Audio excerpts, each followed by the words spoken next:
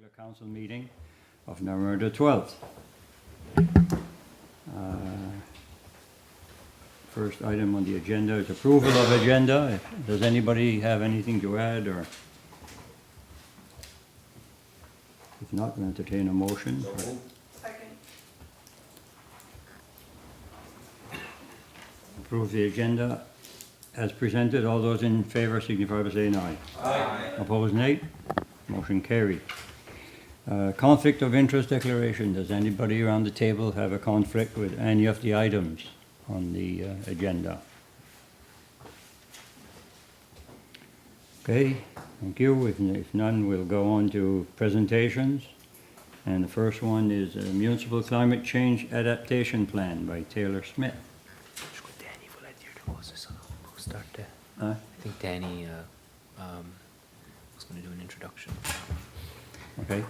Okay, as chair of the MCAP, I just want to say that we had an agenda, we had a mandate where basically done, it's right to a draft now.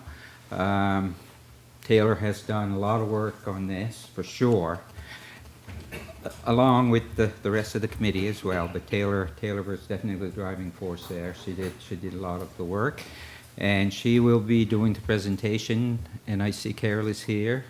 Carol is not, okay, so Tayler will explain. We just went through, we didn't include the whole document, just kind of a review of it, and Tayler, if you're up.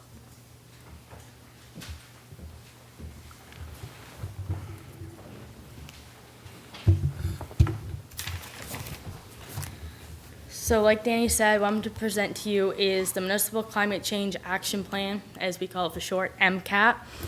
We was given from the province a guidebook to follow, so it was pretty straightforward. What it said, we done. So pretty much my presentation is just going to be a quick summary of the book, of the plan itself. If we used to go through it, we'd probably be here all night into tomorrow, which I'd rather soon be getting home. So pretty much the summary that was handed out, it was attached to the agenda, is pretty much my presentation. It's a quick summary of what's included in our Municipal Climate Change Action Plan. So the introduction, as a requirement for the 2010-2014 gas tax agreement and the municipal funding agreements, municipalities are required to prepare and submit to Service Nova Scotia Municipal Relations the Municipal Climate Change Action Plan by December 31st of 2013, so that's this year. The MCAP is an amendment to the Integrated Community Sustainability Plan, so the ICSP, which was prepared by the municipality and submitted to the province in March 2010. The MCAP terms of reference for the committee to operate was approved by Council on January 29, 2013 at the Committee of the Whole meeting. So for anyone who didn't read the plan, might not understand what adaptation actually is. There was two sections, adaptation and mitigation.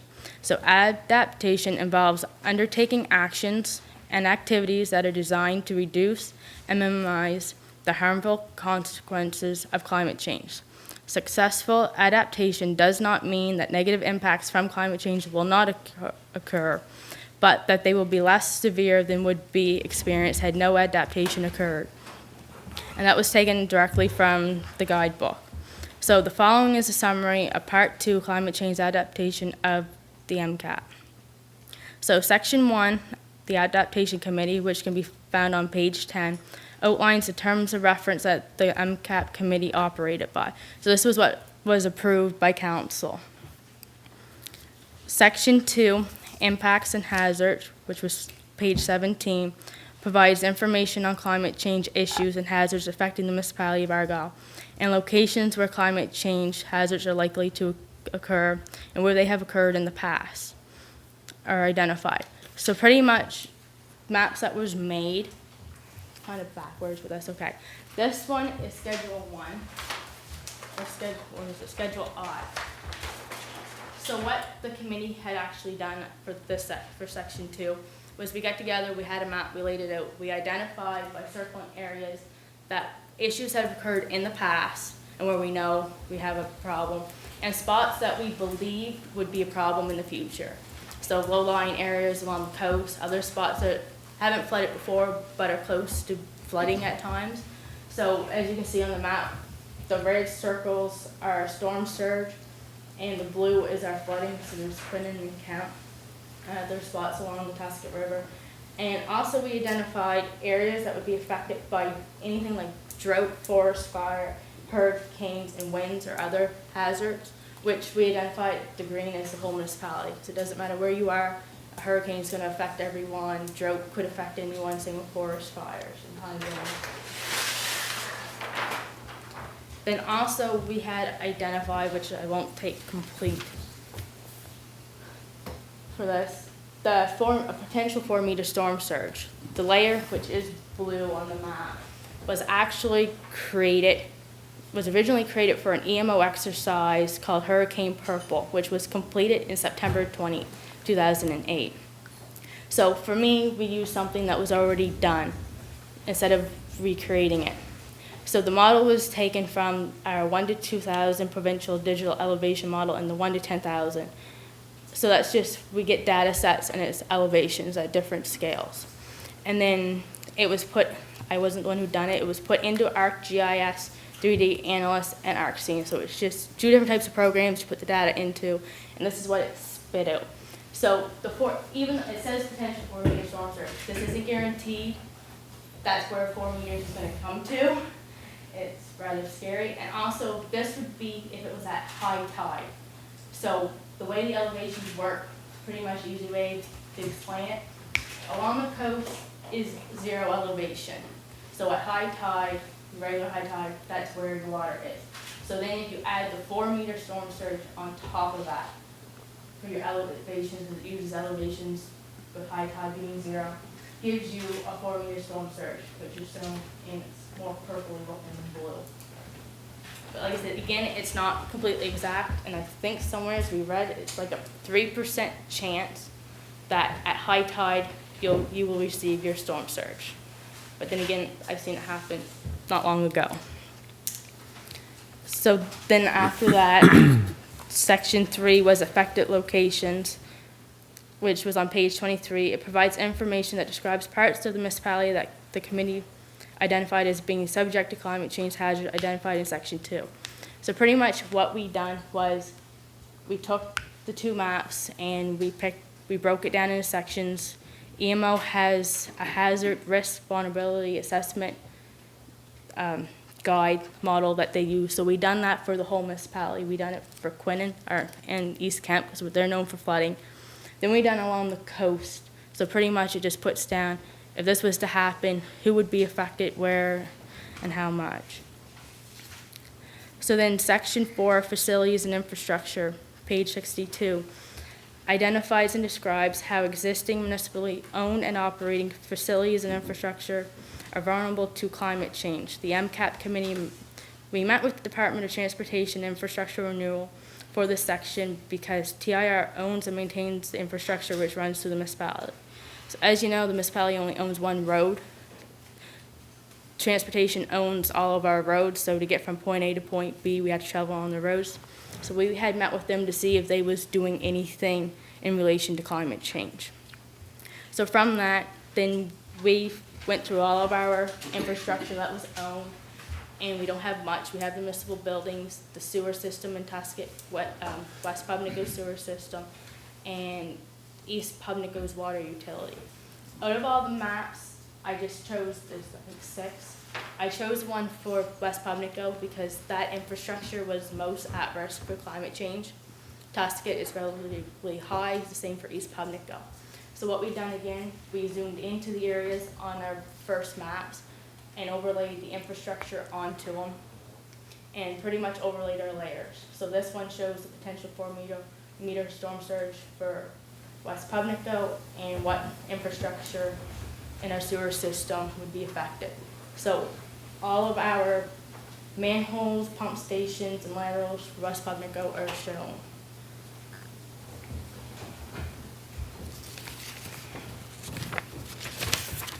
Then section 5, social consideration, 5A, section 5 is broken down into 3 sections. So social considerations provides information about who within the municipality might be most adversely affected by climate change issues. Committee members met with Peggy Boudreau, our senior safety coordinator for the municipality of Argyle, to determine which residents would be most affected by climate-related emergencies. And also she's part of EMO, so she was a big help with determining who and where would be most affected. Then for B, economic considerations, this section provides information on the potential economic implications of climate change on the municipality. Then section 5C, environmental considerations, provides information about environmental problems experienced as a result of climate-related hazards, information on protected areas and endangered species within the municipality. So we also identified possible spots that host dangerous or hazardous materials, so some fish plants, any gas stations are all mapped out too, and how they might affect the municipality if there was an emergency event. Then section 6, priorities for adaptation, outlines issues requiring future action acknowledged by the committee to be important to the overall well-being of the municipality, and potential actions for addressing the issues. So we looked at all of our issues that we had found throughout steps 2 to 5, and we said, well, what can we possibly do? It's all potential. We don't have to do it. It might come a time to say, well, this doesn't really work, but we identified what could possibly be done. So then recommended actions for adaptation. So 1, find ways to improve communication with residents and neighboring municipalities in case of emergencies. So set up a messaging system to contact residents in the municipality, such as City Watch or a similar program. 2, complete a study on the West Pubnica wastewater system and Tuscott wastewater system to determine the possible effects that saltwater intrusion may have on the treatment of wastewater and on the operations of the system. 3, identify roads that are vulnerable to sea level rise that may become impassable in the future, resulting in restricted access to some communities. 4, create a system for recording weather-related events, such as to include the date, event, the area affected, and what was done to deal with the situation. 5, create a policy requiring new infrastructure projects or construction to have a climate change risk assessment completed by the consulting engineers. 6, to increase separation distances from water courses. 7, to review of the coastal wetland zone. And 8, address flooding issues in Quinnen. Okay. Then for the mitigation section, which was part 3. So mitigation involves undertaking actions and activities that are designed to reduce the sources of greenhouse gases or expand forests and other sinks to remove greater amounts of carbon dioxide from the atmosphere. Actions and activities completed over the long term will reduce greenhouse gas levels in the atmosphere, which in turn will help to reduce the heating trends that are believed to be behind many of the climate changes that are currently being experienced. So for this section, UNSM supplied to all municipalities spreadsheets that had to be completed. So they were the UNSM Corporate Energy and Emission Spreadsheets, which were supplied to everyone. So pretty much it was all kinds of spreadsheets. We had to find the information like power usage, how much fuel is used in our vehicle fleets, and put it together. So from this, on page 98 of the report, a summary table was produced from this. So the municipality of Argyle seems to be a low producer of greenhouse gas emissions compared to what would be expected of the municipalities. So for example, Argyle only has 6 streetlights compared to other municipalities having hundreds. Also, right at the moment, we're now up to, well, technically 3 vehicles in our vehicle fleet. We have the municipal truck, the car for the senior safety coordinator, and this also included the garbage trucks. And for our contract, they only use 1 for their routes. So then goals and actions, we was then required to create goals and actions for the different emission categories identified in the spreadsheets. So again, the recommended actions for mitigation. So for the building section, so buildings goals. So municipal buildings have become more energy efficient, reducing greenhouse gas emissions and energy consumption. So the action would be for new or retrofitted municipal administration building takes into consideration the Green Globe certified construction or other green incentives, and with a time frame of medium. Then for our water and wastewater goal, reduce greenhouse gas emissions and energy consumption throughout everyday operations of our wastewater system. So the actions for that was define renewable energy alternatives with a time frame of medium, and dewatered sludge removal options. So time frame would be short. Our streetlights goal, reduce greenhouse gas emissions and energy consumption by using new technology. So an action for that we come up with was light replacement with new LED technology with a time frame of medium. Then the vehicles goal, encourage the reduction of greenhouse gas emissions in municipal vehicle fleet. So actions for that was discourage more frequent garbage pickup with a time frame of short, create a travel policy, that was also a short term, and buy local incentives was also short term. Then for solid waste goal, continue to reduce the volume of solid waste generated by the municipality's everyday operations. So the action for this was continue educational sessions with a time frame of short. Also, with the Municipal Climate Change Action Plan for Argyle, we had the opportunity to submit the draft early for feedback of the content of our plan. So this went to SNA, so Service Nova Scotia and Municipal Relations, which Graham Fisher was the one to review the documents. And I'm not sure if you have received the letter yet or not, Alana, but he had, through an email, he had confirmed that our plan, as to date, what was sent to him for draft, met all the requirements and expectations as per the gas tax agreement and the municipal funding agreement, and a letter will be sent out stating that it had met all the requirements. But it still has to go to the province before December 31st. So I think that's all. Is there any questions? Thank you very much. Good presentation. Anybody have any questions or comments? Donaldson? Yes, you used the surge of 4 meters. Like, Yeah. how did you come up with that? Like, 4 meters is a lot. 4 meters is a lot. Like I said, right now, I did not have the programming to create a new storm surge, because at the time, the ArcGIS 3D analysis and ArcSeam was used, part of our license, which was a one-time use without having to pay for it.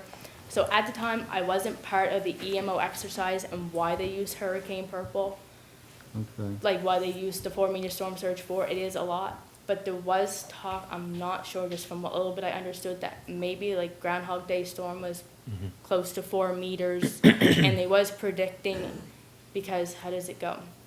Our 100-year storms, does it become 50-year storms? Like everything is shifting, so you no longer have a 1 in 10-year storm. It's now like a 1 in 20-year storm. Like everything is being more extreme all the time. Our regular storms, I think, are 1 in, what was it at the meeting, Dan? Was it 1 in 5 or becoming 1 in 10? 1 in 10 are normal ones. So as everything is becoming more extreme, so I'm not 100% sure why EMO used the 4 meter, but I think it had a little bit to do with everything's just getting more extreme. Because I like weather. I thought, like, one of the most famous storms was a Saxby gale in 1869. And that surge was only 2 meters. And it was considered one of the worst ones ever. Like over 100 Maritimers were killed. But so when we said 4, I was thinking, man, that's an awful lot. That's like 13 feet almost. So Yeah. my house would be in danger. Well, things are changing. That's why we're doing this, I guess. Huh? Yeah. Deputy Warden? I had a question about, we see it says medium term, short term. I guess, do we have a more definite time here? What does short term mean? Does Yeah. it mean tomorrow? No, And- not tomorrow. Okay, Just so I'm clear. After that's the all. first of the year. Yeah. yeah. If you go, it starts on page, I believe, 101. It's all the goals and actions. I didn't define them for the summary, but they do, it says medium term, so where is it? Short term is 1 to 2 years, medium is 3 to 4, and long, which we had no long term, but long was 5 to 6 Okay, years. great. Thank you. You're welcome. Yeah. Any more comments or questions? I think the 4 meters, if I recall, was loosely based on groundhog. I can't recall what the historical surge was, but it seemed to me, my recollection was that they want to kind of take that and then maybe make it a little bit more extreme just to see what would actually happen. I think if we had the time, we could reanalyze that under different scenarios, and I certainly would not be able to speak to how long that would take, but you could see then, perhaps more, more likely a lower surge would happen. So then how would that impact our infrastructure? That information could be developed. It would take some time, obviously, but could be developed. Everything's possible, just that number hit me is going on. Yeah, yeah. And Donald, back to that, or Richard Donaldson, I Donaldson, always yeah. get it backwards. It doesn't matter Donald how much I Richardson. try, and I can look at your nameplate. And the reason we use the 4 meter, like I said, that's what I had to work with.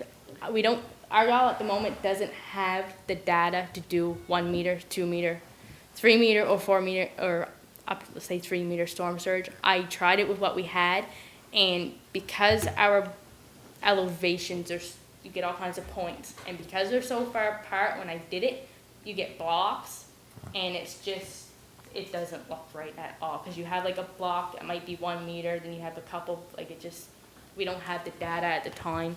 Maybe if we had a different program with our software, it might be possible, but with what I had to work with, I worked one for about a week, and it just, no matter what I done, you couldn't get 1 or 2 or 3 meter out of it. It just didn't look right. So this is basically extreme, Yes. yeah. And like I said, I used what Argyle already had done Yeah. without trying, with the amount of time we had, without trying to find the data. And like I said, I worked for a week, and it took quite a bit of time. And like I said, no matter what I'd done, I couldn't get it to look presentable to see somewhat of a 1 or 2 meter storm surge. Okay, well, thank you very much, Taylor. Good job.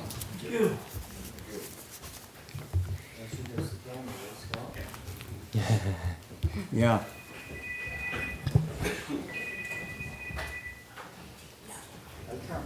Take- Scott. Yeah, Scott, get the camera right there.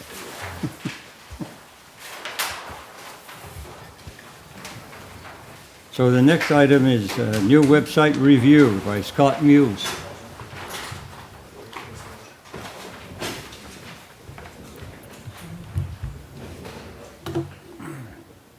All right, thank you very much. Basically, I want to show you guys what we've been working on here for the last little while regarding the new website and new updated site. Just to kind of give you a little bit of background, I decided I would go and take a look at the some of the history of our site and exactly like the viewership and how often it's used. This is from, so I went this afternoon, this is from June 1st of this year to November 11th. In that 6-month period, we had 6,849 views on our site. So I mean, we average about 1,000 or a little more per month. And I mean, those people come from all over the place. Like some of the countries that I can see, Canada, of course, is #1. United States is 2nd. Germany is actually 3rd, which, I mean, there's a lot of people that are purchasing from those areas, right? United Kingdom, Austria, France, India, Australia, Mexico, Ukraine, Switzerland, Slovakia, Egypt. I mean, it's all over the world that they're coming in. It's interesting when you look at those things. Even within Canada, Nova Scotia, of course, is #1. Ontario is 2nd. Quebec is 3rd. British Columbia 4th, and New Brunswick is 5th. Alberta's number 6. So we're definitely being viewed all over the world. It's interesting. It's a different type of viewership than Facebook. Facebook is kind of instant and localized around here. We don't have very many people from Egypt who have followed us on Facebook. So the web, when you go through the website kind of brings you on much more broader on a worldwide scale. It's interesting when you look at the stats. The most popular pages on our site would be, so the first one is our homepage. Of course, everyone lands there, www.montargyle.com. You press enter, brings you right to the front page. Second one would be our recreation page. That's our second one. Council main page, so that would be where you guys were all highlighted, so all your beautiful pictures and your addresses and things like that. That's your third. Contact us, so that's municipal, like if they want to contact the building inspector, if they want to, that's where all that is. Recreation documents, so recreation again, out of the top 5, 2 of them are recreation. So what we would do is we would put up day camp registration forms and calendars and stuff like that, and they would go there to find that type of stuff. So based on that information there, we wanted to make sure that what we did with the new site reflected that. On the old site, if you went through, you would see the top, it would say home, property inspection, recreation, council, which is fine for us who work here, because I know if I want a dog tag, I know that across the hall, that's who I would go to. I know if I want a building permit, I would go down the hall and I would talk to Carol or talk to John. But the public doesn't necessarily know that. The public doesn't necessarily know what a property inspection, we can't assume that. So what we did when we organized the new site is we kind of went with these headings here. Local government, living here. Local business, are you visiting us? And opportunities. So opportunities were different spots, so such as like the scholarship, doctor recruitment, grants organizations. So opportunities for anyone that's out there to actually have more of a, to highlight those areas. What we did is, I just want to show you, and I'm just going to go through a couple sections, just because, again, we could be here a while, but just kind of give you a feel of it. One of the things that we're looking to do that's new is going to be Twitter. So what will happen here is our CAO, Alan, will, if he thinks that there's some sort of status that he wants to put out, so if he wants to send out a decision to council that happens live during the meeting, he does that already on Facebook. But if he puts it on Twitter, not only will update it to whoever follows him, so a mass email out, kind of like your Facebook status, just whoever follows you. As soon as he does that, it's updated right here. It's linked, all right? So, and that was something that we wanted to do because what you don't want to have to do it 2 or 3 times. If you do it once and then it trickles down, then that's it. If you have to do it 2 or 3 times and it gets forgotten at this point number 2 or it gets forgotten at point number 3. You'll see here on the right-hand side, you'll see upcoming events. Now, these calendars here will be calendars that will be run by staff within the office. Like this one right here, the food handlers course, you'll see it's green. So that'll be part of recreation calendar. So the recreation department will be able to add their own events up there. And as soon as they add it to one calendar, it'll automatically be updated right here. I mean, just to show you, if I show you a little bit more on what it.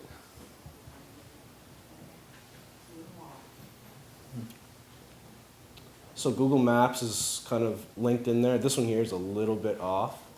I'll show because it brings you to the overpass in Tuscott. So what it does is it goes based on civic address, right? But it takes actual, so okay, that's that one. But if I go back and show you this week, the 4th annual business info session is going to be at Paraba on Thursday. So I put location Paraba High School, and it brings us right there. All right, so a lot of that integration within Google and stuff like that, that just automatically will do. So one of the things that I wanted to one of the options I wanted to show you, latest council agenda. Right now, where you guys are accessing your agenda, this is where you'll be accessing it from, once the site goes live, this is where you'll be accessing it from now You guys, and not only that, but all the public will see that as well. This here, I tried on the iPads. It looks good on the iPads. It's actually quite, and I actually sent you a link in your email this afternoon if you want to give it a shot. So this here will be where your agenda packages will be delivered once this goes live. And since we've also decided we've gone more to YouTube and stuff and things like that, this was something that we decided, see, before on the site, you had to click one spot to get your agenda, you had to click another spot to get your minutes, and then and now we've introduced YouTube into the mix. So this will be one spot that if they want to know any information, if they want to go to the agenda the way it was, if they want to know the minutes after they were approved, if they want to watch the meeting, they can do that all from there. So, I mean, June 25th, Committee of the Whole, if you want to go to the agenda package, I didn't, yeah, it actually, you see, it worked.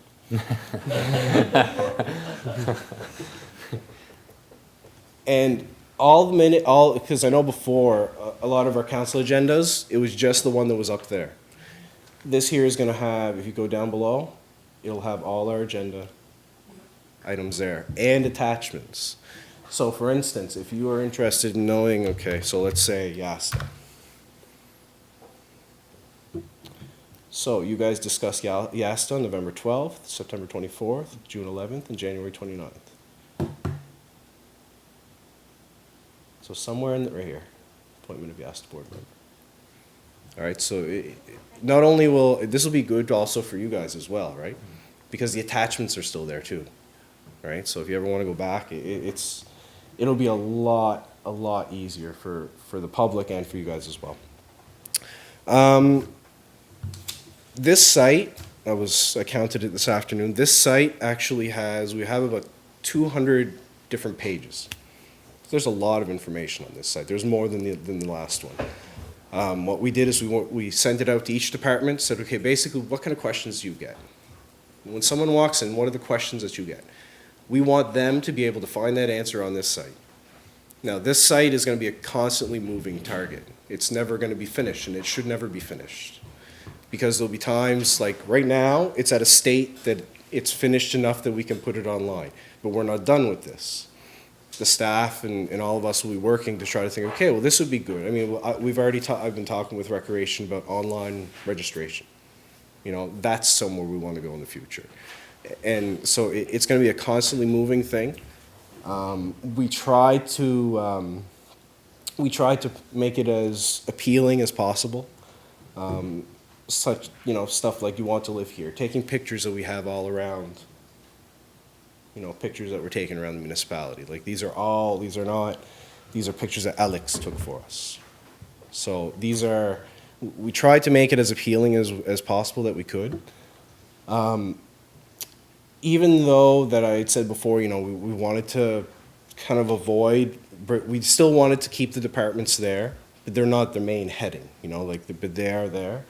So for instance, like under recreation, I just wanted to kind of show you, one of the things that they do here is they will reserve, if I want to rent a room at Paraba, I have to contact them downstairs and make that arrangement. Through this section of the site, they'll be able to do that all online. As soon as they fill out when they want it, what they want, and they hit send, it'll be sent directly to Jeanette or sent directly to Natalie, whichever one they decide. And all that will be able to be done all online. So that's just kind of a little bit of a touch on what it is. I mean, there's lots and lots of information that's on here. All our bylaws and policies. Now again, there's still some stuff that we have to finish off before we actually go completely live with it. But a lot of information's on there. So I just wanted to give you guys a little bit of that's all I have for you. So I don't know if you guys have any questions or. Deputy Warden? I think in the past, but correct me if I'm wrong, we used to have, local businesses could have links to our website. Yep. Is that still going to be possible, or?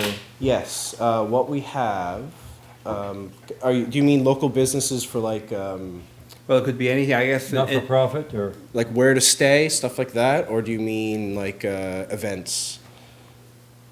I was thinking like in the past, like my business, A Day by the Sea Tours. Yep. I think I might have had it there somehow, but I don't know how it was presented, if it was the actual name or if it was just things to do or. Yep, like under visiting us, like we actually have where to stay, and so we've Yeah. actually highlighted the Okay, actual yeah, the actual spots within the municipality, things to do. Again, like if you go through here, so Tuscan Islands. Yeah. Right, so we tried to highlight as much as that we could. right on. It doesn't mean we didn't miss anything, but again, this is not finished. Yeah. You can easily add something else. It's a work in progress. Well, it's always a work in continuing. progress. Yeah. Yeah. And this will be a bilingual site. What the plan is to release it as is right now, and then next phase, and it's hopefully not going to take too long. I'll probably speak more to it than I can. Will be to make sure that it is bilingual as well. Thank you. On that, well, just to back up a little bit, the reason why we made the changes to the website, there's a variety of reasons. We felt it needed a refresh, but one of the things, we could have easily refreshed the old one. The problem was that the old one was on an old platform. So we needed to start really on a new ball field, I guess. So in order to get the website to function the way that we wanted it to function, because we did it in-house, that's a double-edged sword, right? So you have a person who is very, very knowledgeable and has access to everyone in terms of the information, but it's a longer process as a consequence. But the product I really like it a lot. I mean, it's a lot more user-friendly, a lot more pictures, a lot more showcasing what we are, and I think it's more user-friendly now in terms of finding stuff, because we tried to change our mentality to, we're not doing this for us, we're doing it for the reader, so let's think about what the reader would see. And so that's going to be a constantly changing thing. The other thing with the reader is we recognize that we do get bilingual hits, not just locally, but in other provinces and countries. If we're getting worldwide hits, I mean, French is going to be a very common request. So we will be translating it. We're arranging the funding to do that. Typically, the province is able to support that, but we didn't want to hold up the official release. We'll be doing that parallel, and we'll add it as soon as it's completed. Okay, thank you. Councillor Surratt? I just want to add on that such a huge change from the other, as far as I'm concerned, Scott, and you and the team certainly deserve, a great hand of applause for what you've done, because it's so user friendly. It looks refreshed, new, Yeah. kind of exciting, and this is just great. The Yep. work and what's in there. Thank you very much for that. Thanks, Keith. Very much. Okay. Thank you very much, Scott. Can you get back to your camera now? My seat now. So is it the only other thing? Multitasking? Sorry, Mr. Chair. The only thing I'd add there is the actual release date. Yes. The release date has yet to be defined. We do have an issue in the background that we have to resolve, and there are still some minor changes to make. I would hope that it would be November, but it depends on when we can resolve. Okay. Yeah. It should be before the end of the year anyway. End of the calendar year. I'd be fairly confident. Yeah. Okay, good. Thank you very much. Good presentation, Scott. All right. We can now go on to adoption of minutes, regular council meeting of October the 15th.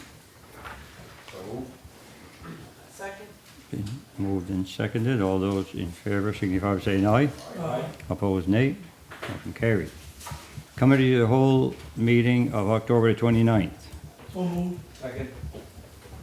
Duly moved and seconded. All those in favour signify by saying aye. Aye. Opposed, nay. Motion carried. And these will be on our new website. And the old, yes, the of old. course, yeah.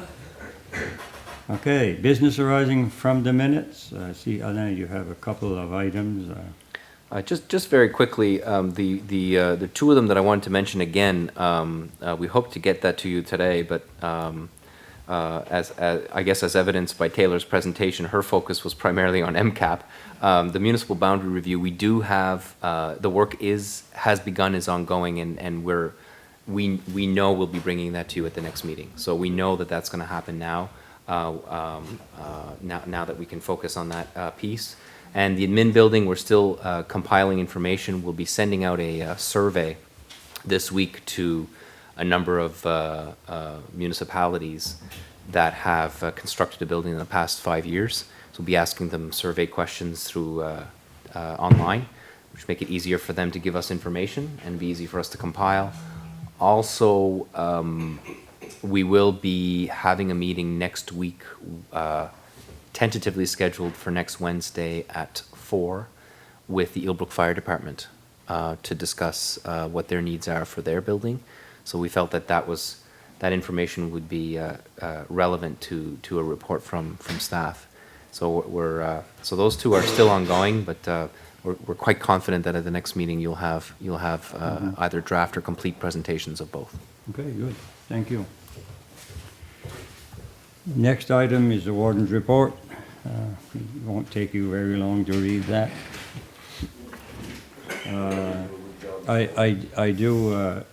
I don't report everything that's going on because a lot of it is reported in the CAO's report and others, so I'm not going to. Councillor Murphy. For everything you do, Mr. Warden, if you had to put everything that you do on here, we'd be like what Tayler said, we'd probably get out of here tomorrow. So you're doing a fine job. No problem there. Thank you for that. And like I mentioned, the Honourable Minister Churchill and the Warden and myself, the Warden of Yarmouth and myself, assisted Noel Babin, that's Gilles' son, eh? Gilles Babin that works, yeah, in dropping the puck Saturday night. And, yeah, and actually we were presented with a plaque from Hockey Canada, like this, by the assistant commissioner or whoever was there, Joe somebody, and from Ontario, and said, the Municipality of Argyll, on behalf of Hockey Canada, thank you for your support of the 2012 and 13 World Junior A Challenge. So the Warden, the Municipality of Yarmouth, the town, and Zach, we got each one of these. So we'll mount this in our old building somewheres. But I thought it was very nice. Yeah. Keeper. Yeah. Oh yeah. Okay. Next, go to councillors' reports. Guy, I think you wanted to. Councillor's report. Okay. Go ahead. Just like to say that I attended the UNSM, like many councillors that were here. One item that a couple of items I'd like to maybe pinpoint was that I attended the PVSC, which is the, our CAO can correct me, PVSC would be our assessment arm for the municipalities of Nova Scotia. They had a conference or a meeting from on the Tuesday from 1 to 4, and it was very, very informative. A lot of things were discussed. Really, the session was okay, but the questions that people were asking really is what intrigued me a lot. You know, one question was the cap system. So if we have a house that is here and is, let's say, assessed for $150,000 and it's capped at $150,000, somebody built a house here, the same size, same everything with it. That house might be 5 years old. This house being built now. They start that day at whatever the assessment age was. Let's say it was 200,000, although it's the same size, same everything as that. It's just it's newer. They will start at 200,000. Let's say that's what it was assessed on. Then they're capped at the 200. And they were saying that it's kind of unfair that this person here, who has the same size house, has been capped at 150, although it is 5 years old. And they were discussing some of that stuff because people were asking, why would this guy pay more than that guy? It's not only that. I'm sorry to interrupt. Yeah, no, go ahead. But if you have two homes built at the same time, if one of them is sold for more money, then the Then amount- his assessment goes assessment up, the goes other up. side, thank you very much. Yeah. There was also a question asked about, somebody wanted to know why one side of the street was paying more money than the other side of the street, and come to find out, the girl from the assessment office couldn't figure out, and she said, well, listen, the road divides a municipality with another municipality, so the rate was higher on one side The bill than was- the other, and that answered this question, was kind of comical, people didn't realize. It was yet, not the assessment, it was the rate that was being charged per hundred. Also, I'd like to maybe say that there's 4 of us that met with the district of St. Mary's. Those that were able to attend, the others were busy with other stuff. But 4 of us sat down with the district of St. Mary's for dinner and discussing about new buildings, how they came about having a new building, what were the reasons, objections, not objections, how did they fund it, Green Globe and that. It was very interesting to talk to them and getting a good feel on what was going on, and it gave us information on how to move forward on that. Otherwise, in that, networking was all right, and I'd just like to say that everybody knows Junior. Wherever you walk in the hallway, they all know Junior. Thank you, Councillor Surratt. Deputy Warden? Yeah, I'd like to thank the 4 who did meet with, because I couldn't make it to the UNSM this year, but I'm glad that you guys took the time to meet and talk to them, just to, kind of wrap your head around how they did it, and I'll be interested to know some more, so, thank you. Thank you. Councillor LeBlanc? Just to echo what Calvin said, it's great that you guys can meet with them. We have a tough road ahead when it comes to a municipal building. It's good that you guys could get some insight from other municipalities that did choose that road. Just quickly, we had an excellent Remembrance Day ceremony at the church in Westport on Monday. It was well attended actually, and sad to see less and less veterans every year, but a fact of life, I guess. But it was well attended and a great ceremony. I actually presented a wreath on behalf of the municipality of Argyll. Also, we actually hosted most of the World Junior hockey teams in Westport at the Westport Museum. A bunch of volunteers served them a lobster supper. Not so much Canada and USA, but the teams from overseas and stuff. They were surprised to see lobster, put it that way. They had a good time. Most of them tried it. Most of them ate it. Most of them liked it actually. So it was nice to see. I actually helped out showing them how to eat it and stuff. And we had a few relay races around Westport Lobster Pound. We actually had split them up, most teams in 2, and had a lobster banding competition. And we even brought them aboard lobster boats in the Tuscan River and stuff. So that was nice. Got to show them our community, show them our way of life. And if there's anything else I should touch on, we had a meeting. The Warden and our CAO and I went to Digby for next step, I guess, in our regional enterprise networking one. Nothing of significant substance, I guess, just the next step forward, and glad to be moving forward with that. So that's it. Thank you. Councillor Muise? I also attended the UNSM. It was my first one, and very interesting. Meet a lot of people. You hear a lot of the same concerns that we face in our municipalities. Everybody seems to have basically the same kind of concerns. The one thing that with the we discussed what's it called, that we voted on, the can't think of the name, resolutions. The resolutions. Yes. Is it something that do we get those in advance? Like Yes. some of the municipalities. Oh, you did? Everybody did, I think. I don't remember Way seeing back them a month before. ago, or Maybe. oh yeah, Yeah. I read right through them. But we never. I read through them too because I went online and I found them there before the convention. But talking to some of the municipalities, like they discuss it at municipal level to see how they wanted to vote, and then they go there voting.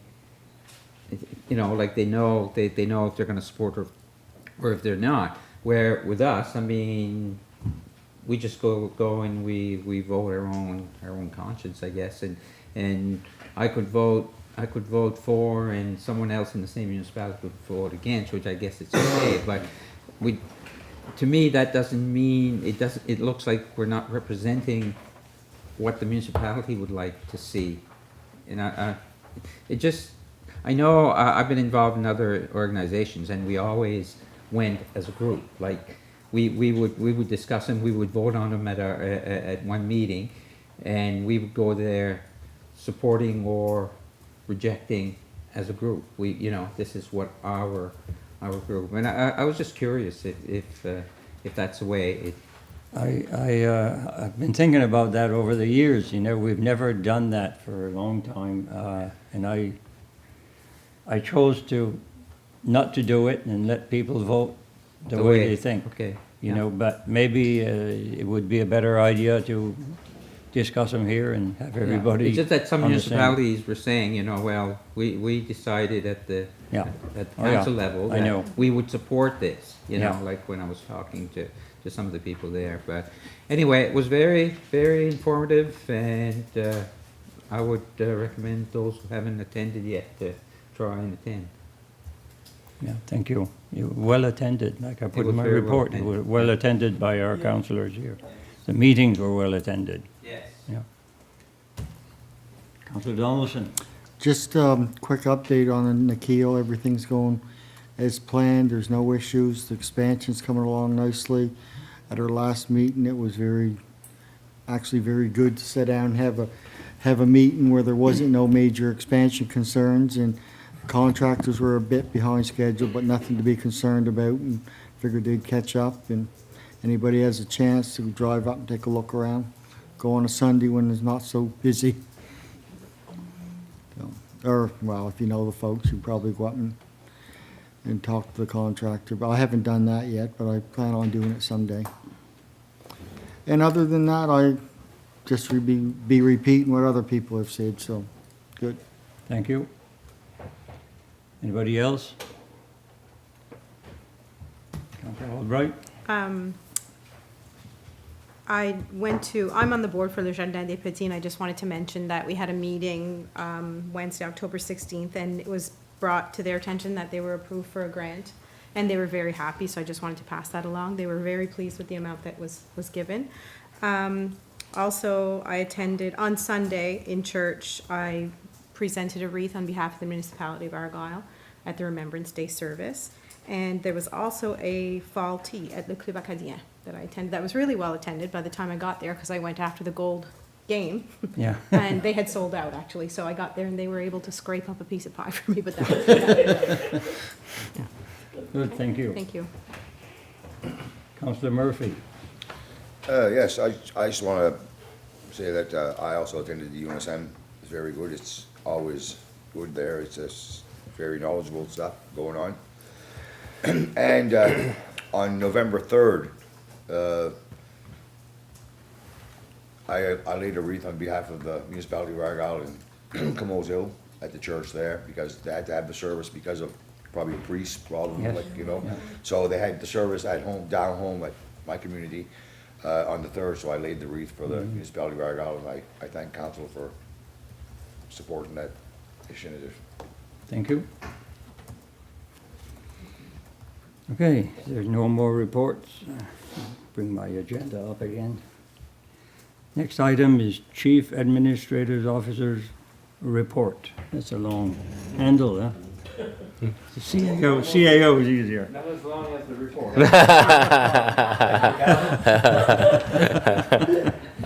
Okay. Seeing as I distributed it on the Friday, as I should appropriately send it on a Friday as opposed to any day later than that, I'll start by asking Council if there are any questions or concerns around some of the activity around the report. Maybe I'll focus on where Council would like to focus for the report.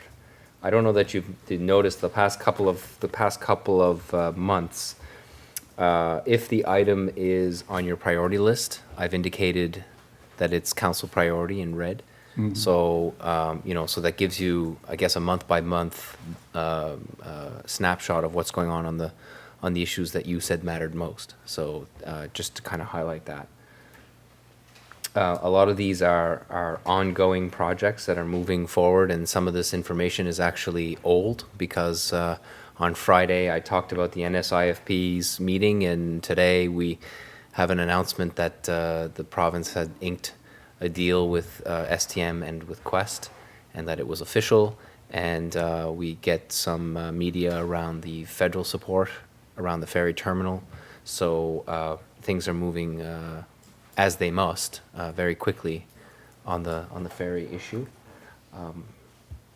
Again, if maybe I'll ask again if there are any questions, concerns, or any other areas you'd like for me to focus on, and I will do that. I don't have any questions. I read through the whole thing, and it's a good report from everybody, for all department heads. And- Yeah. Yeah. And this is on our website. Anybody wants to have a look at it, right? It's on there. Should mention the medical improvement, the 3 doctors, Yes. that's pretty important. Um, Don't steal your thunder. No, you can steal it if you want. Go right ahead. It's actually an announcement from the district health that 3 CAP physicians will be hired for the region, and one of them is located in Pumlico. So a CAP physician, for those of you who are less familiar, there's a lot of different terminologies, and the CAP physician is a physician that doesn't have his or her full professional designation as a medical doctor in Canada, but has had training in another country. So they require a certain, what's called preceptor or mentor for a period of time. Typically it's a 4-year stint.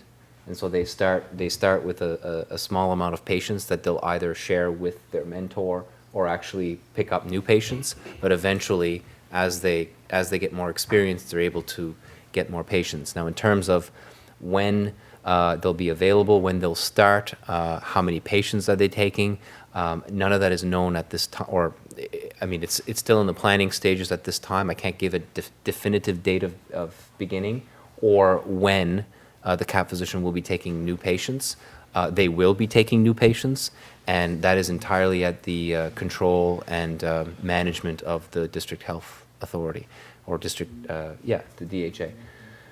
So from our perspective, our role on that is we had obviously inked Dr. Loveridge to be in the clinic, and he wished to move there. He had his own clinic. He wished to move there in order to shift his focus onto training, and he couldn't do that in the space that he was in. So our role is basically to house both Dr. Loveridge and now the new CAP physician in the location. So it's good news. Which is, yeah, good for us. I have a question. I could not quite understand there's one of the doctors I was talking with says he's been in Canada for about 8 or 9 years, in Ontario, Toronto, I think, and he's moving down here. So he has to go under mentorship again. How come? Is he not allowed to I'm not sure. I'm sure that's what they told me. They've been in Ontario for 8 or 9 years. Practicing? Yeah. Yeah. Or in school. Yeah, I'm not. So I'm wondering about that. Yeah. I'll talk to Dr. Casella and ask her. Yeah, she would definitely why, be able to yeah. answer that question. I'm less The familiar one, with exactly. the one that I showed the houses to, Mhm. the couple. Mhm. So I don't know. I was just wondering why. I thought if they were allowed to practice in Canada, it would be every province. But I'm not sure. I can't say for sure how Maybe that I works. misunderstood. I think out of the 6 that we had here visiting, 5 of them were from Iran. Mhm. Yeah. A great group of people, all of them very, very, very kind people. Yeah. Yeah, it was good for us. That along with our residency program next year, we're making strides. It's you know, and we're soon getting some of the doctors that we've been paying for their education, soon coming now. It's starting, it takes so long, you know, once they leave high school. That's it. Yeah, it's a long process. So anyone, any questions or anything for the CAO on his report? Yes, Donaldson? Just one, now that we have a new provincial government, is that gonna affect the regional economic network, like the RIN? Is that gonna, has there been any indication that's gonna change?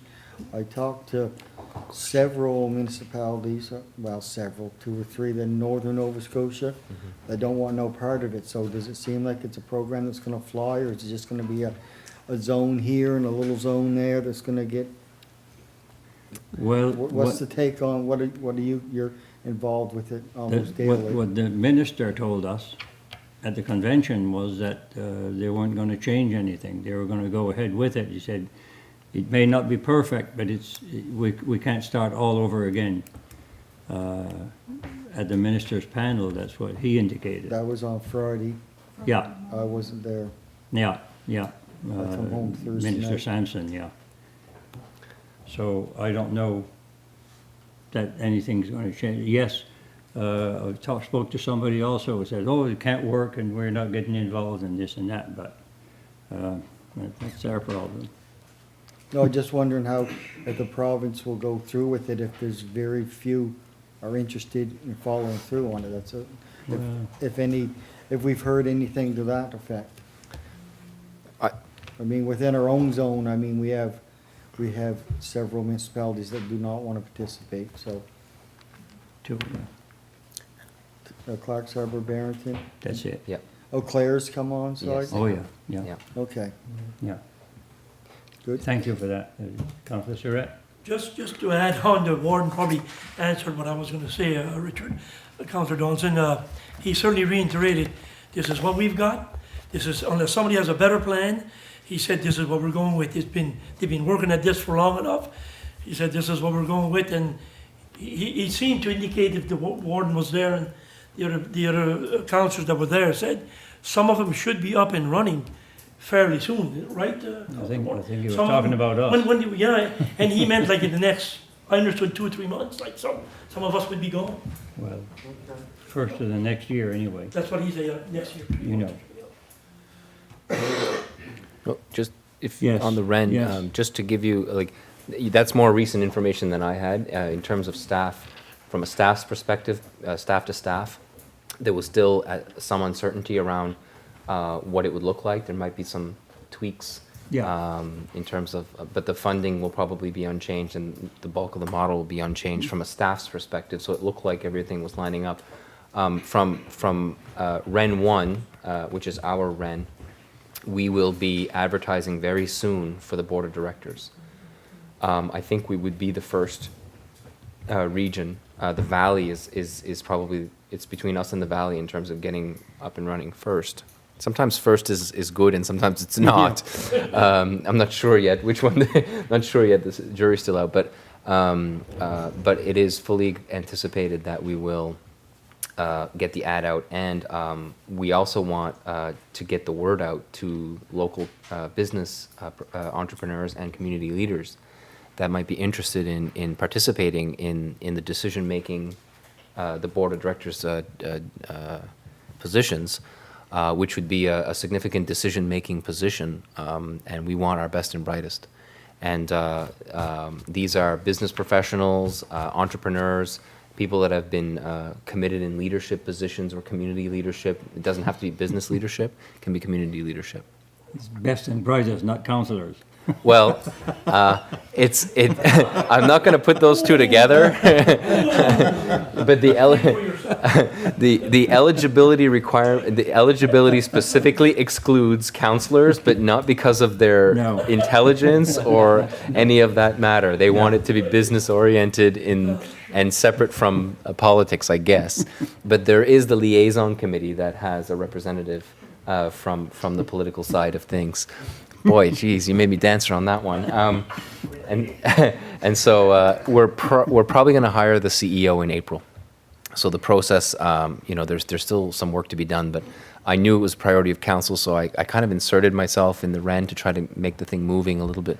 It always needs somebody to kind of push it, so I think we're on schedule for March, April hiring of CEO, and that could be the first one. Yeah. Yep. So we'll see. Okay. Again. Donaldson. I yes. just wanted to mention something that got overlooked, at the UNSM at one of the lunches that was sponsored by the Resource Recovery Fund Board. They announced that our zone was the first zone to, reach the greenhouse emissions goal for the province, so there was quite a big cheer went up when that happened, so I just. 300 kg. Yeah, We're actually at 292. 292. sorry for butting in, but. That's all right. That's great. Good point, yeah. We are leaders in the province, and Nova Scotia is a leader in Canada, so Yeah. we're doing good. Okay, now we'll go on to other business and decision-making. YASTA member approval, I think CAO wants to speak on that. Yeah, I did add a request to be a YASTA member. We did receive a request from a gentleman from Pubnico who is in the tourism business. When YASTA was changing its bylaws, it became known that another member would be required. We have not advertised for that position as of yet. We think that because there are very specific criteria around who can sit on this committee, what I would propose is that we contact our tourism stakeholders. We have them all basically by contact. Community development officer has their contacts, basically outlining the need for another YASTA member. We would of course accept this submission as a submission, but then we would. I think we need to give the opportunity to the rest of the tourism stakeholders to be added. It would be a non-council position, so it would be somebody in this as a tourism stakeholder in Argyle. So what I would respectfully propose to you as council is that rather than submit an ad in the paper, is to go directly to our customer, which is the Argyle stakeholder that we have already a database contact for. And we would ship them the request and give them a deadline and see who's interested. And we have a policy that is draft right now that will address committee and council appointments in the future. But in this situation, I think this is probably the best approach. And what I'd like is just your okay so that I can proceed on that and fill that position as soon as possible. You like a motion on that? Sure. I'd like to make a motion that we go ahead with sending out letters from our database to the stakeholders in tourism and to try to get a member for YASTA.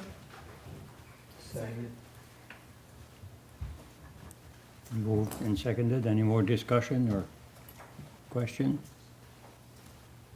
All those in favor signify by saying aye. Aye. Opposed, nay. Motion carried. Municipal Climate Change Adaptation Plan approval.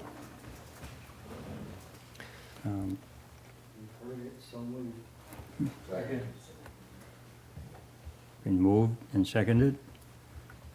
Any more questions or comments? All those in favor signify by saying aye. Aye. Opposed, nay. Motion carried. Strategic Plan and Council Priorities Update. It's just for an update, right, on Yeah. Yes. CAO will Yes. take this one. There's two attachments. One was added a little bit late in the day, so I'll just there's no decision to be made on this at this time, but I just want to highlight where we're at. So what you'll find is, excuse me, is there's the strategic plan priority, the strategic plan objectives, and then the council priorities that are both listed separately. The attachment with 5 pages are all the strategic objectives listed by deadline. So rather than highlight them by each strategic question, we just said, well, look, we gave ourselves deadlines. We try to respect them as much as possible. Let's organize them by deadline to try to prioritize. So the first page is highlighted in blue, and then it goes to green, red, different colors as we go down. And that just, with the last page indicating a lot of objectives in red. The objectives that are highlighted red are completed. And I have highlighted some on the first page also in red that I would consider to be virtually completed or completed. So some of these, again, are on your monthly reports, so I'm not going to spend a lot of time on each item. I will say, I will list the ones that we're working on this year. One is to execute we had a public transportation feasibility study that was completed. However, we're making some changes to the document in order to bring to council an action plan that makes sense to actually go after additional provincial money if that is your interest. So that the reason why it's not showing as complete is that that action item has not been brought to you to move it forward. What we've done is we've revisited the document and had Gilles Babin, our local CDNE employee, re-examine some of the work that was done and make sure that it was more understandable and more relevant to our community. So there's also the economic development plan, which we have approved. It's been released, but this week we actually have the subcommittees that will be meeting again to develop an action plan. So it's one thing to do the strategy, but it's another thing to actually develop an action plan around that. The website, updating of the current website, you've seen our status of that. We're virtually completed. Excuse me. There are two priorities on the ferry terminal and ferry operations listed here. One is shown as complete because we with our partnership, successfully negotiated with, along with the NSIFP, the funding for the ferry, but then the ferry terminal is yet to be fully completed. We might be able to put that one red this week, because obviously the construction and everything is a consequence of of working on those objectives. One of the items here that we haven't discussed a lot, and I think we should turn our attention to, is engaging in biannual meetings with key cultural and historical organizations to increase awareness of their priorities. So what is it that they're doing, and what is it that we're doing, and what is it that we can offer or they can offer in order, so that we're not operating in silos. So it's that in our community that we understand what the Chambre de Commerce is doing, for example. And so I think we do that informally as council and as staff, but we don't necessarily have a formal meeting with these organizations. So it might be useful, if council so desires, to make a list of the ones that make sense, and perhaps that list changes over time, or you deal with some in 1 year and others in another year, but to establish what they're doing, what's going on. And so we have a lot of these organizations. Some of them are more visible than others, and so maybe we want to pick some of the more visible ones and then perhaps go into each district and say, well, what are there organizations here that we really need to understand what their strategy is, because what they do impacts us, and vice versa. So I think that the purpose of that objective was to be more intentional in communicating with our community organizations. So I think we should turn our attention on that and perhaps organize the first of those meetings in the very near future. But that would be, I put that the responsibility was on council. Easy to do, right? Just delegate, or I guess it's the opposite of delegation. But staff is here to help. So how we go about that, I think it's a divide and conquer situation where we have councillors that meet with, you divide councillors in groups of 2 and you meet with the proper people. I think we do that, but we don't do it intentionally, and we don't necessarily bring the information back to the rest of council. So I think we're doing it. It's just it needs to be something more intentional in order for everyone to be aware. That's a good idea. You would have with those that are we fund, especially those that we fund, or it wouldn't matter whether we fund them or not. I think that the ones that you fund, you probably want to put them on the list for sure. and those and some of them you might not, you might give a grant to every year. Yeah. They may not be a big grant, but you expect to get a request every year, so it might be nice to make a call and say, look, what's going on? What's going on this year? How are you doing? So again, you're doing that informally, but let's bring it back, because some of that is district work. And there might be opportunities for us to help. Like we've seen a lot of times where clubs realized that there was funding and our community development officer was actually writing applications.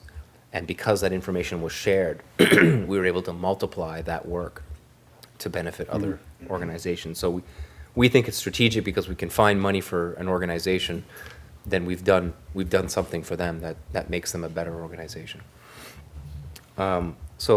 Just capping off some of the current year priorities or strategic objectives. One was the REN. We hope to have that done by now. We won't have it done by now, but it will be done by the end of the fiscal. And we hope to be the first, as I mentioned. One of them is the Wastewater Committee for Wedgeport. There's been a lot of ongoing work on that. The subcommittee did meet, and Councillor LeBlanc was in attendance. I could not make that meeting. And it's the report isn't positive for the project because of the cost to the user. We still want to. I mean, I think that the engineers did everything that they could do. So I think what's probably left is a public meeting to explain what it is that we did. Yeah, just to touch on it quickly, since I was there. Essentially, the only cost viable option, and I mean the only, service something like 70 something houses or something like that. It was, and to be honest, they weren't really in very problematic areas. So it doesn't hide the fact that there is a drinking water issue in Wedgeport. It's terrible. There may be options we can look at. There's different ways to spin it. If wastewater is the issue, if drinking water is the issue, there's different ways of going about fixing drinking waters through different initiatives and stuff, provincial, federal, municipal help, whatever. So we're down but not out, put it that way. Wastewater doesn't look like it's going to work. It makes no sense. It just can't be. It costs too much. But just gotta probably look at it at a different angle. I'd like to hope anyway. That's my opinion. Well, from staff's perspective, the issue is not off the table. We still have work to do. So, and I think that part of that is going to the public and explaining where we are currently on that. The final one that I'll mention is the investigate and implement 3 buy local initiatives surrounding local businesses for the region and to implement a purchase policy that supports local purchasing. The purchase policy is in draft form, and it will be brought to council as soon as it's completed, which is probably before the end of the calendar year, I'm hoping. If not, the latest would be January.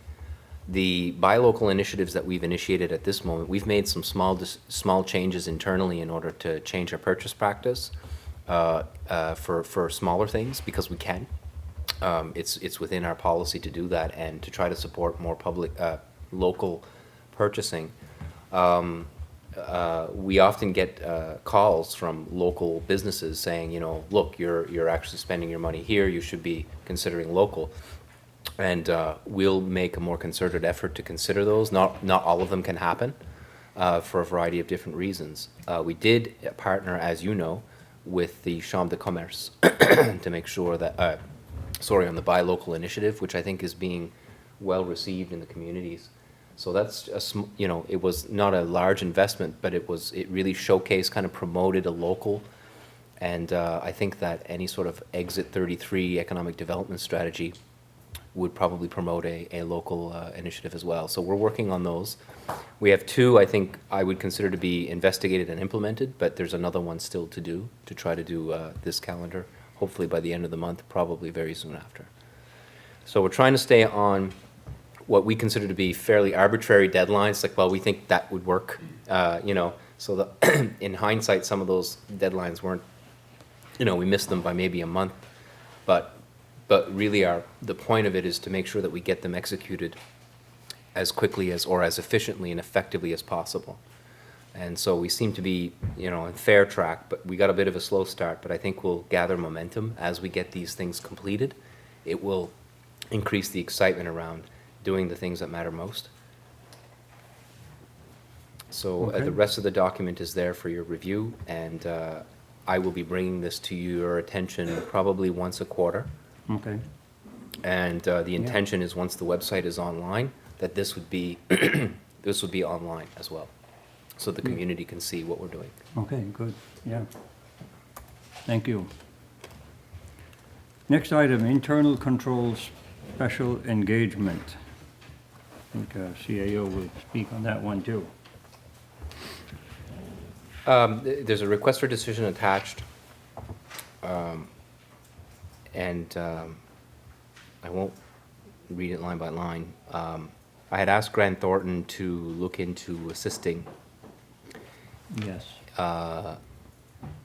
in, I guess, my hope to increase the internal controls documentation around the municipality. A lot of small municipalities don't have their internal controls documented. Excuse me, they rely on the auditors to come test the controls, so they don't necessarily document them on site, nor do they do what's called an internal audit, because there's just no resources to do that. So knowing that we don't have the resources to do that, but knowing as well that we have an audit committee, I had in looking at the internal controls and understanding that the Municipal Auditor General Department will be created in some, probably in the next year, it's hard to tell exactly when, is that I'd like to be prepared. I'd like for the municipality of Argyll to be ahead of the game, to be a leader in terms of documenting its internal controls and actually doing it in a way so that the audit committee could actually test the internal controls that we are implementing as staff. So that calls for a certain task for the audit committee to perform. And it also, the councillors typically are members of the audit committee, but the councillors may choose to add members to the audit committee, that have an expertise in this area that could assist in the testing. I guess that's where I'd like to see the internal control system of Argyll go. You can imagine in my previous life, that's where some of that motivation is coming from. But I mean, we have solid internal controls, but I'd like to have professionals come in and make sure it's well documented, so that we can have another layer of understanding. I don't know that you recall, but when the auditor does his or her financial statement review, they say that the financial statement are your responsibility. What they also say is that the audit committee is responsible to not only understand the internal controls, but to understand that they are working properly. In a lot of smaller municipalities, that's very, very difficult to do.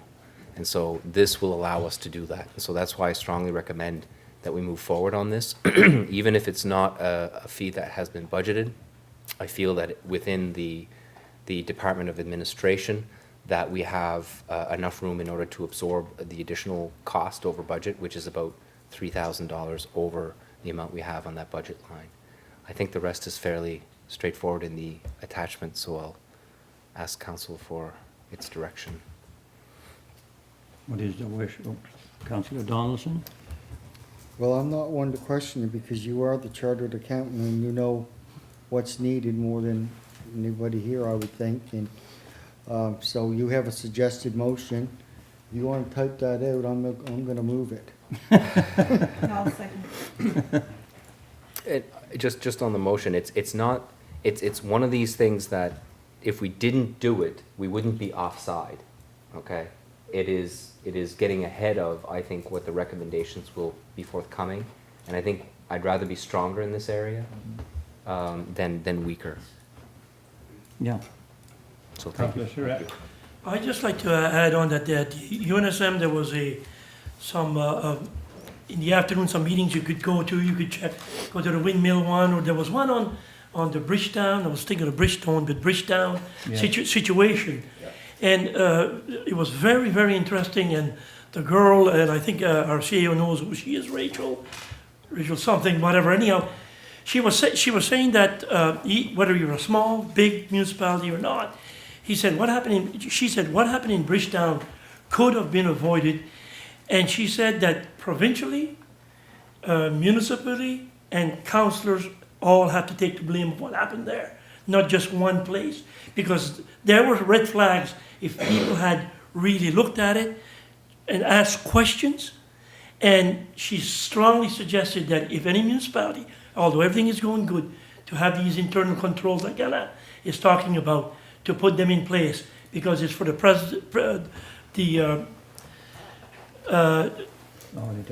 yeah, it's for, I was going to say something else, I lost my frame of thought, if I can say that right. It just protects all of us anyhow, just protects all of us, and we can catch this before it gets into a mess like Bridgetown. But I certainly have no problem with that. Thank you. Councillor LeBlanc? Just a quick question. What exactly is a document internal control process on site? Good question. So basically, I'll back up a little and say that the internal controls is as you would imagine they are, which is basically controls in place to avoid any sort of error or fraud, right? So what happens is, in any financial organization, you have the collection of money and the deposit of money and the transaction recording. So there are different processes that a business goes through in terms of collection, in terms of payment of bills, etc.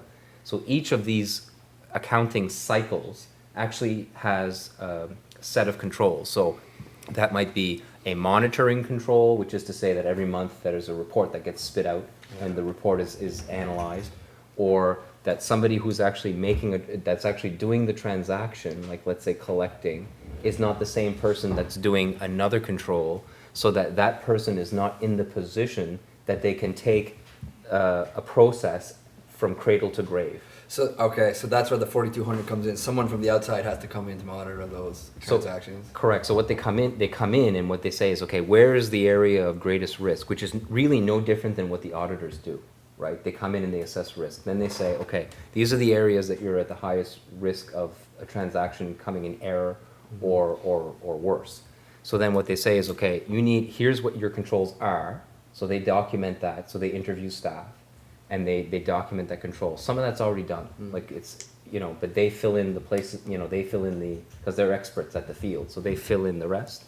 And so what they say is they say, okay, well, this is pretty good, but you're missing this piece, or this piece should be done by somebody else. So it's not just an internal control documentation that's internal, it's also recommendations to improve. Gotcha. And step by step, so that you can actually get somebody else to say, well, yeah, well, that's what you said you're doing, but are you doing it? Right? So then you could actually have somebody come in and test that control. Okay, so essentially it's a safety net. Oh, Yes. And Grant Thornton would do this work. Yes, they would. They would do it in conjunction. Just want to make sure I understood. Yeah. Great. Thank you. We have a motion on the floor. Richard, would you tell us what the motion is? Or Chris? Oh, I'm sorry. It says CAO Muise engage Grant Thornton at the proposed fee range to assist in improving internal control documentation and processes for Argyle. Yeah. That's the motion, okay? And we have a seconder, Councillor Burke. All those in favour signify by saying aye. Aye. Opposed, nay. Motion carried. Relief of taxes request. I think most of these are mistakes or something that's... They're driven by two things. One is a coding error that we've seen before. So on the larger amount is interest that was charged that should never have been charged. And that is, we're going through our system and changing codes as we see the errors come up, but sometimes you don't know that there's an error until it's actually recorded.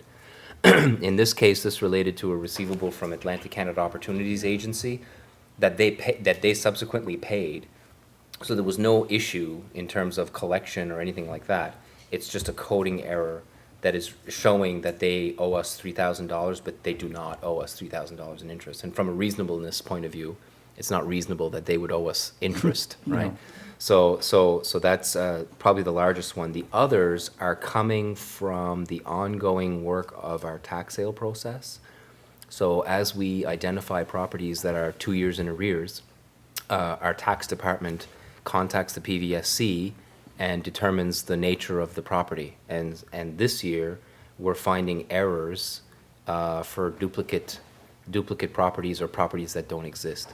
So if the property doesn't exist, we're certainly not going to be able to collect on those. And so most of those, if you see, all of them are explained in the document, and most of them are smaller amounts, or some of them are smaller amounts. The other factor in this is some of these properties have been listed on the tax sale before that we couldn't get a solid title on. So our solicitor assists us in that. We can't get a proper title. Well, you know, when we talked to PVSC, we found out why.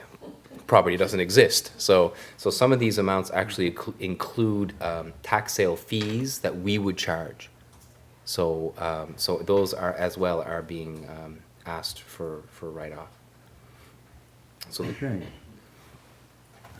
What's the wish? Do you have Councillor Muise? He answered my question. I wondered if, you know, if these people don't own it, who owns it? But you're saying that the property probably doesn't even exist, is what you're saying. in some cases, and it seems to be a different answer. It depends on which property, but in some cases, it's 2 PINs, 1 property. Sorry, 2 PIDs Okay, and 1 property. So the PID is just attached to nothing. okay. It gets billed, but there's no property in question. So it might have been billed in a different name or a different PID. So it's duplicates for the most part. So taxes have never been paid on these, then? It's just something that happened in the... Yeah, in some cases, you're correct. They've never been paid, and so they're long-standing. Okay. Thank you.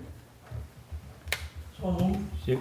I guess Deputy Warden? I guess I was gonna move that we relieve the taxes request for $4,418.13. I'll second that. Been moved and seconded. No more discussion. All those in favour signify by saying aye. Aye. Opposed, nay. Motion carried. Next item is November Committee of the Whole meeting, which happens to be the first week of the lobster season, and it's only 2 weeks away, basically. I think traditionally we've cancelled that meeting, because I'm not sure how many people could be here for one thing, and it's only 2 weeks away, so maybe we could. Well, I can't be here, and I'm assuming Calvin and Junior can. And so- I'm sending my regrets. You don't have to, I don't think.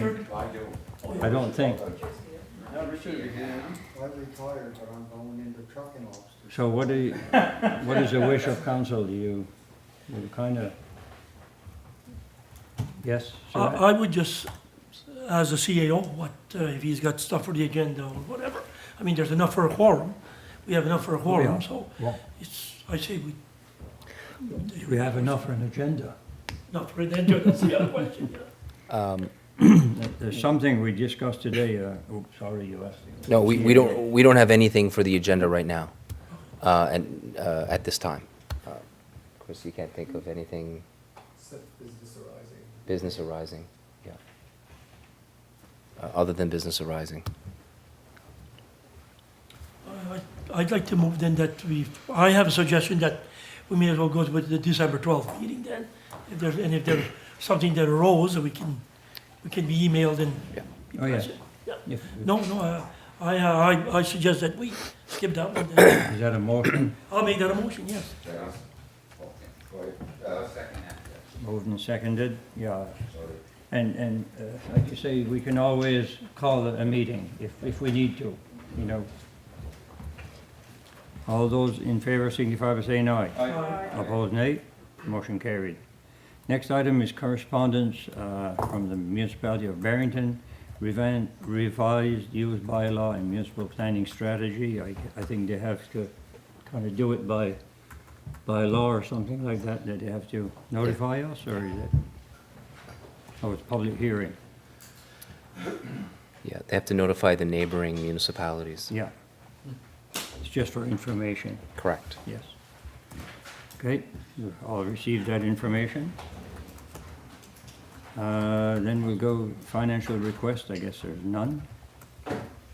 Notice of motion by councillors for future meeting.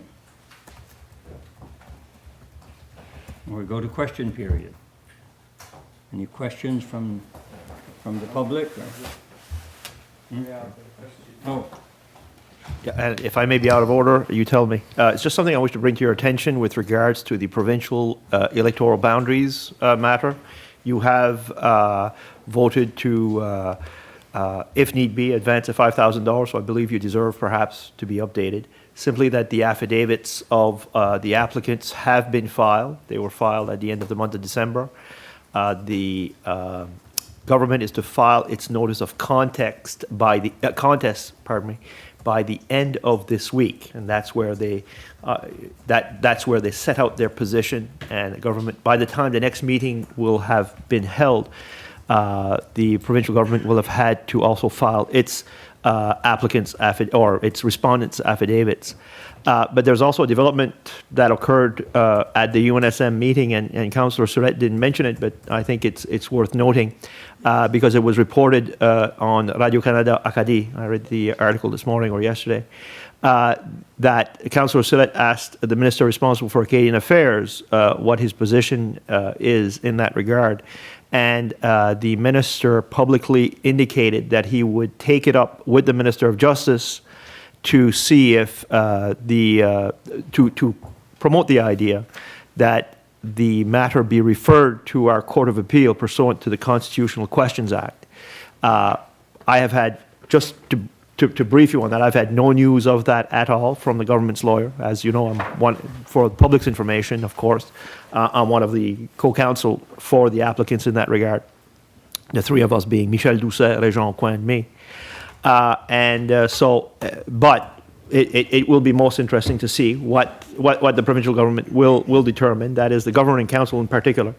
So I just thought that as you had agreed to advance $5,000, you deserved to know, the public here deserves to know in a public forum, and there's no doubt that the CAO at any time can call me for an update. I'll be very happy to provide one, either verbally or in writing.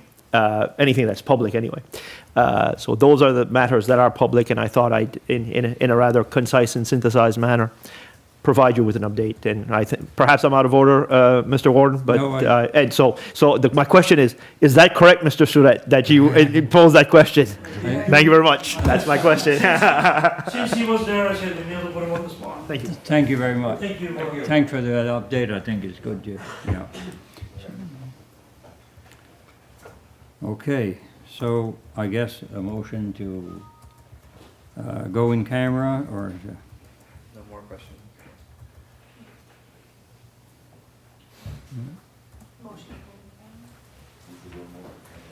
Go to camera. you have a seconder?